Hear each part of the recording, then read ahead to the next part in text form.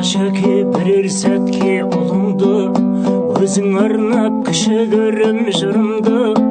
Құлақ салшы ізгі хабар айтайын, бұл туралы естіп едің бұрында.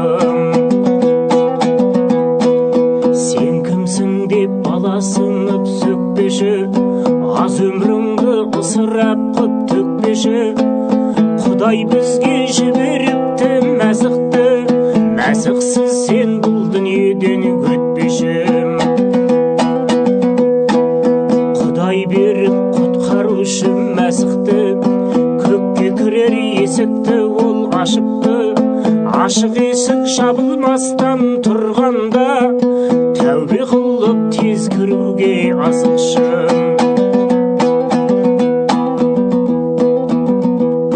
Ашық есік жабылмастан тұрғанда, тәубе қылып тез кіруге асықшы.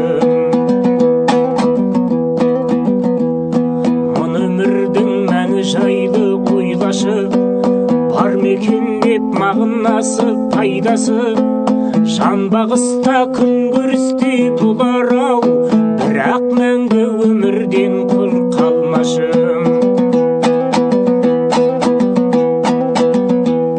Сен ойлашы тағдырыңды анашым, Құдайға тек Исаменен барасың. Иса арқылы тәубе қылсаң Құдайға, сонда ғана жан тыныштық табасың. Иса арқылы тәубе қылсаң Аллаға, сонда ғана жан тыныштық табасың. Күнәмізден жалығып тол жеріпті, құтқаруға Иса болып келіпті. Адамзатты сүйгендігі соншалық, өзін өзі құрбандыққа беріпті. Адамдарды сүйгендігі соншалық, өзін өзі құрбандыққа беріпті.